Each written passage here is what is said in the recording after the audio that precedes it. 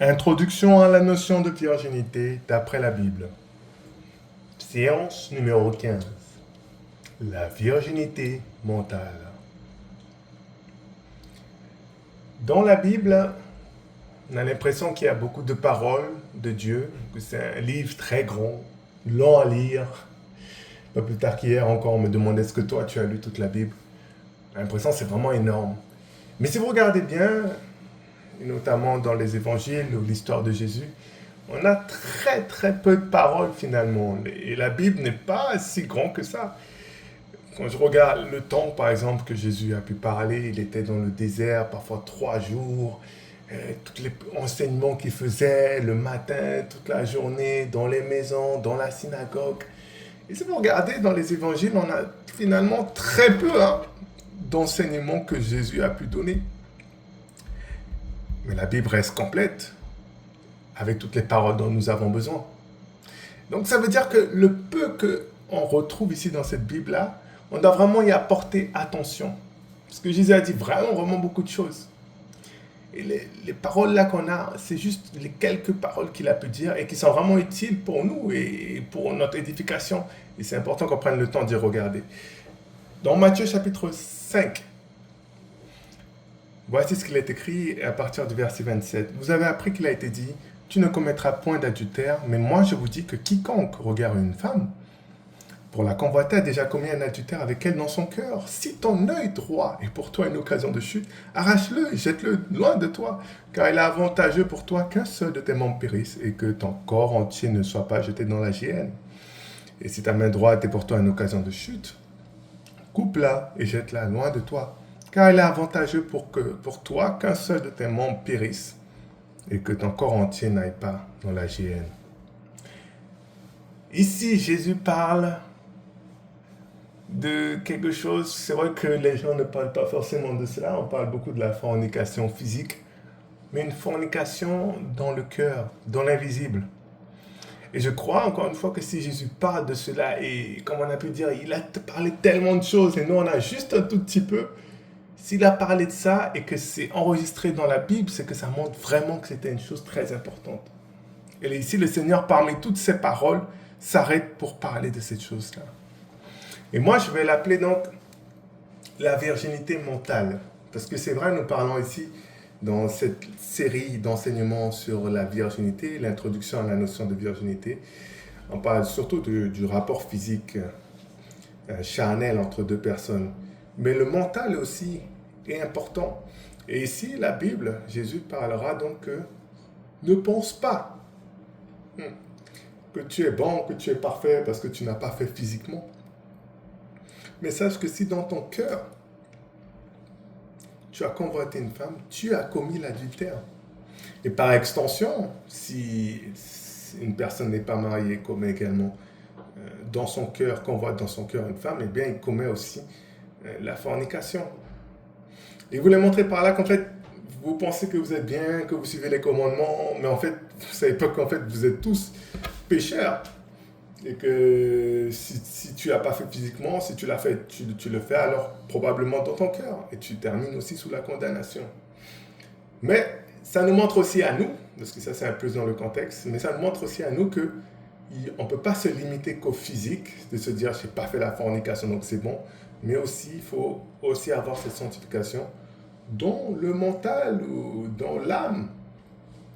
Parce que aujourd'hui on assiste, et bon, il y a quand même des gens qui commencent pas mal à parler de ça, de plus en plus, vraiment à ce phénomène-là où bien la pornographie, les films pour adultes, comme on peut dire, se propagent de plus en plus facilement avec l'avancée de la technologie. Et ça devient plus facile pour tout le monde d'avoir accès à cela. Et de plus en plus jeune.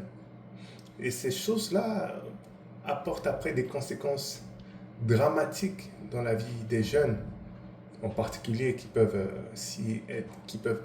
y être exposés. Et je pense que dans l'Église, on ne parle pas ou pas assez des dangers que cela pourrait faire. Est-ce qu'il dira bien, quand tu le fais dans ton cœur, tu as commis la fornication. Et on a déjà vu dans cette série que la fornication emmenait une malédiction, emmenait des fruits dont on va rougir.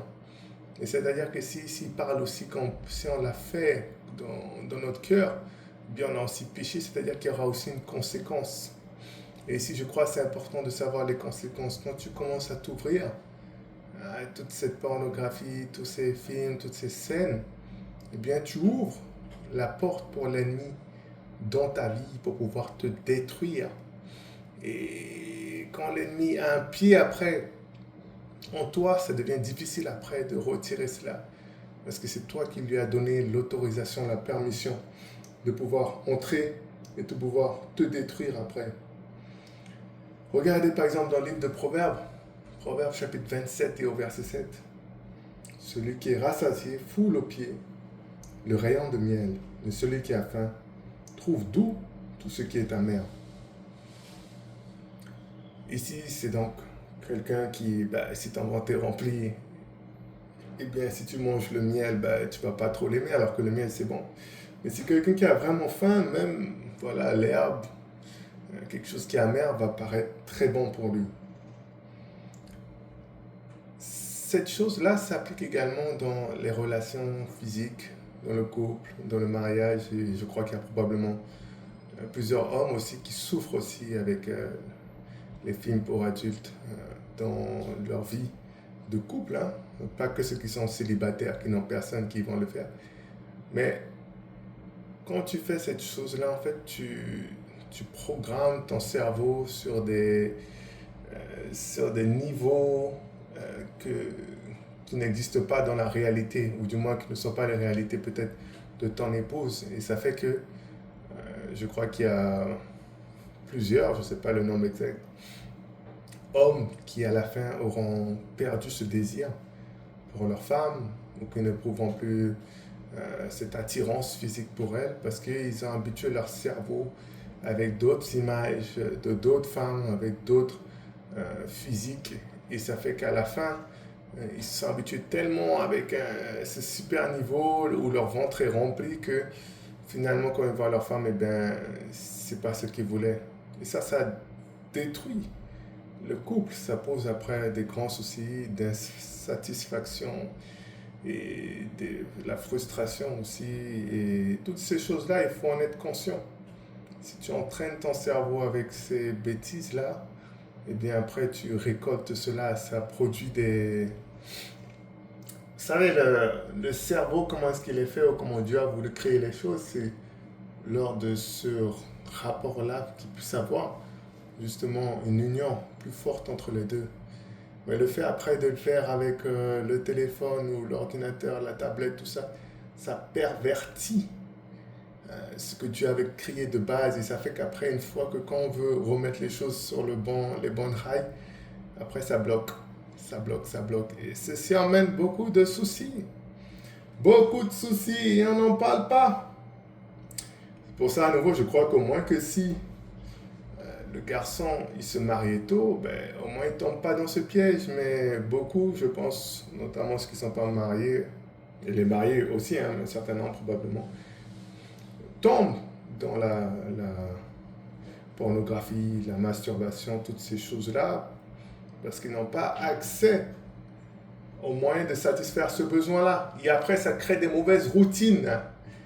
Ça crée après des gens qui peut-être vont même pas s'intéresser même à telle fille parce qu'ils trouvent que ça ne correspond pas aux belles scènes que lui, il avait l'habitude de savourer tranquillement dans son coin. Vous voyez le nombre de soucis que cela pose quand on retarde, on souhaite pousser le mariage, qu'on souhaite dire non, tu dois attendre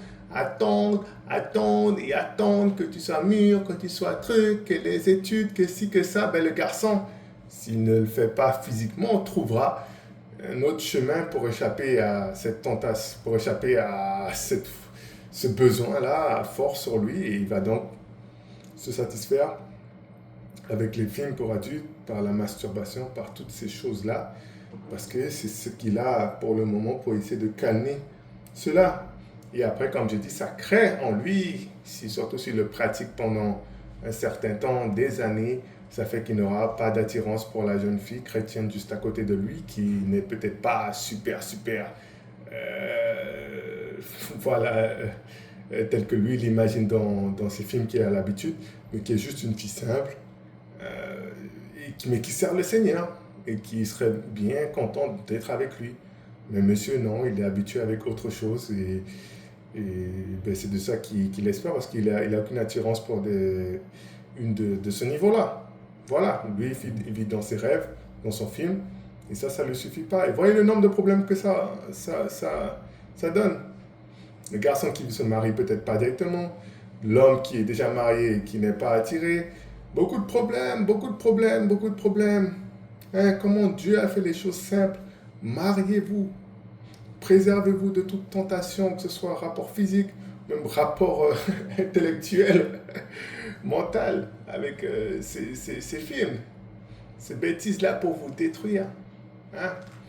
Et ça, on n'en parle pas assez. Mais Dieu a pourtant déjà tout fait pour nous. Il y a aussi euh, d'autres choses encore avec les conséquences de la masturbation ou de tout ce qui est film pornographique. C'est que au niveau du garçon, là je parle plus, bien que je crois aussi qu'il y a un certain nombre de filles non négligeables qui pratiquent cela. Je pense que c'est premièrement les garçons surtout qui sont les champions là-dedans. Et bien c'est que ça fait aussi une perte, non seulement au niveau du domaine sentimental, eh bien, ça retarde le mariage parce que le garçon, finalement, ne s'intéresse pas à ce genre de fille, mais aussi même dans sa vie personnelle, dans ses objectifs au niveau du travail, ça crée un gros retard parce que finalement, le garçon passe une bonne partie de son temps, je ne sais pas s'il y a certains qui font ça tous les jours, c'est des champions aussi, mais il passe une bonne partie de son temps à mettre son énergie dans ces bêtises-là. Et ça, en fait, ça te pompe ton énergie. Et au lieu que je sais pas, tu apprennes de nouvelles langues, tu apprennes de nouvelles capacités, des nouveaux programmes informatiques avec tout ce qu'on a sur Internet, tout ce qu'on peut apprendre, tout ce qu'on est capable de faire, au lieu que tu fasses des choses productives, productif, c'est ça, productif, avec tes mains, eh bien, tes mains, tu les utilises pour faire autre chose. Voilà. Et finalement, tu perds du temps, tu perds de l'énergie et tu crées aussi en toi après un sentiment de honte, un sentiment de culpabilité également. Vous voyez? Et ça joue après sur ce que toi tu peux réellement faire. Et ça fait après un cercle vicieux comme ça. Et à chaque fois que tu retombes là-dedans, tu deviens plus triste, désespéré, parce que tu trouves finalement là-dedans comme un moyen d'échapper ça peut aussi servir hein, à un moment aussi pour échapper au stress de ta vie, les déceptions que tu as. Donc tu vas te plonger là-dedans pour que ça puisse sortir. Mais une fois que tu as satisfait tout ça, après tu vois que finalement les problèmes restent encore là et tu es encore triste. Et bon, après tu n'as plus trop d'énergie encore pour te remettre là-dedans parce qu'il faut recharger encore. Recharger ton énergie. Bref, tu vois, il y a le cercle vicieux. Ça va de pire en pire. Et tu as besoin aussi de plus. Est-ce que même en faisant la pratique de cette masturbation ou de la pornographie, eh bien même les filles que tu es habitué à voir sur ton écran, finalement celles-ci ne vont pas suffire. Il faudra encore d'autres niveaux plus forts. D'autres vont même parler, je crois qu'après il faudra augmenter vers la violence même ou vers les trucs. Toutes ces choses-là et ces choses-là ça reste dans ta tête, ça tourne comme ça détruit, ça a un impact fort, hein. D'autres vont encore plus loin, donc qu'est-ce que ça fait sur ton cerveau, l'effet, tout ça, et je ne vais même pas dans toutes ces choses-là quand je parle, hein. Là je vous donne juste le B à bas, mais on peut peut-être encore aller beaucoup plus loin, comment tu détruis réellement ton corps, comment tu détruis ton cerveau, tu détruis tes capacités, tes connexions, voilà, je peux aller faire des études spécialement jusqu'au fond, qu'est-ce que ça peut faire, mais certains parlent de ça. Donc, vous voyez comment ça détruit, perd d'énergie, tout ce que tu aurais pu faire. Préparer un bon boulot, préparer ton mariage, préparer ta maison. Et au lieu de ça, ben, tu t'amuses avec tes mains à faire autre chose. Et tout ça, je crois en partie, c'est lié au fait qu'il y a des gens qui ne veulent pas prêcher le mariage. Si on prêchait le mariage, le garçon, ben, il serait juste satisfait avec sa femme et il n'aurait pas perdu son temps au début déjà à pratiquer la masturbation ou ce genre de film-là parce qu'il n'avait pas de femme ou parce qu'on lui disait tu peux pas te marier. Vous voyez, il aurait pris sa femme, il serait content et ce serait beaucoup plus facile pour lui. Plutôt que d'avoir vécu 10 ans, 15 ans, ou je sais pas, 20 ans dans la masturbation ou les films pornographiques et maintenant il doit se marier avec une femme qui, ben, c'est pas ça quoi. Donc il y a peut-être la tentation de se dire je vais retourner à ce que j'ai l'habitude de faire. Donc j'entendais même un, j'entendais même un, il disait qu'il avait plus de plaisir finalement quand c'est lui-même qui se faisait plaisir qu'avec sa copine. Avec sa copine. Aïe, aïe, aïe, ouais, comment ça va loin? Ça va loin, celui qui a le ventre déjà rempli, il va fouler au pied le miel. N'avons-nous pas lu cela? Et celui qui a faim, même ce qui est amer, il va aimer. C'est-à-dire, même la fille qui est rien du tout, elle est pas belle, elle est trucs. Mais la fille, elle a l'autre, tu vois, l'autre appareil qui correspond à ton appareil génital et tout. Elle a l'autre côté. Donc les deux, ça va bien aller ensemble. Même si la fille n'a rien du tout, ça va merveilleusement bien aller ensemble. Et le garçon sera réjoui avec elle. Même si c'est une fille qui est la plus laide de toutes les filles. Mais l'homme sera le plus heureux. Parce qu'il a faim.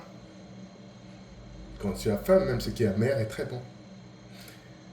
Et ça, c'est important. C'est important que voilà, les gens soient conscients de ces choses-là. Et beaucoup le font. Les jeunes, ne pensez pas à 18 ans seulement, le font en 20 ans. 17 ans, 16 ans, 15 ans, 14 ans même, j'entends parler beaucoup de cela. 13 ans, j'entends parler beaucoup de cela. Allez, peut-être 10 ans, 11 ans, ça, je pense pas trop qu'il y en ait beaucoup, mais regarde, mais 13 ans, 14 ans, ah oui, oulala.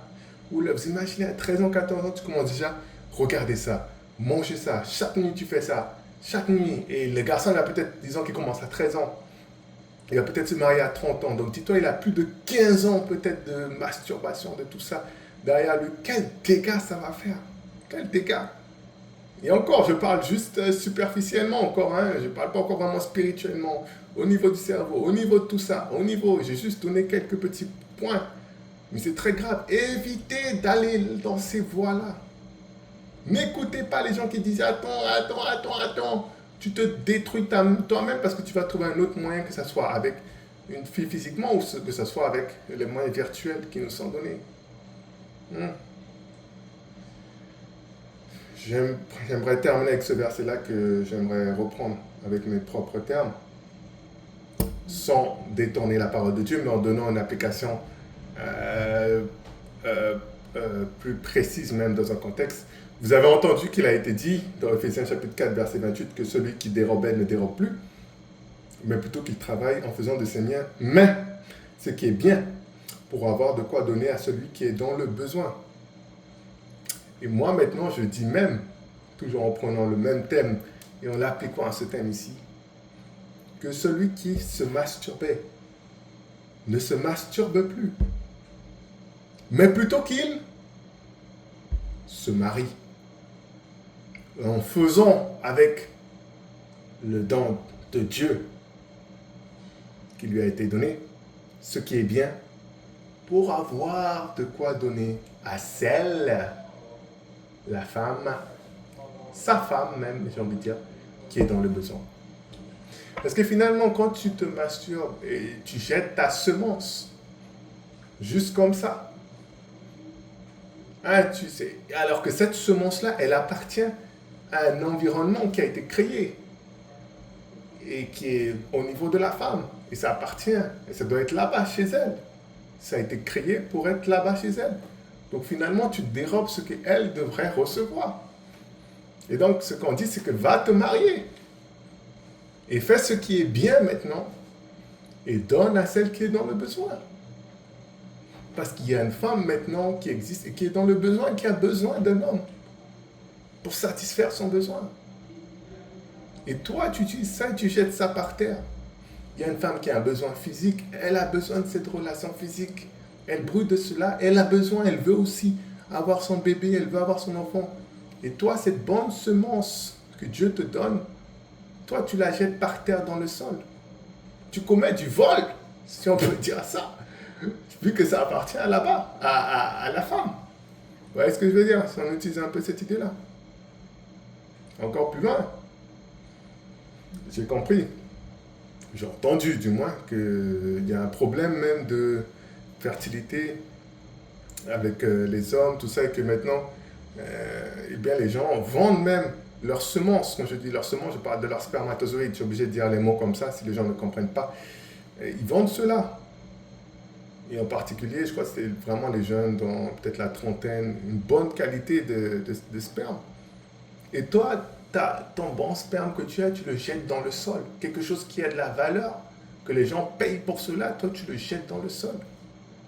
Alors que ça devrait appartenir à la femme. Donc alors que celui qui se masturbait ne se masturbe plus, mais qu'il se marie en faisant ce qui est bien, pour avoir de quoi donner à celle, son épouse, qui est dans le besoin.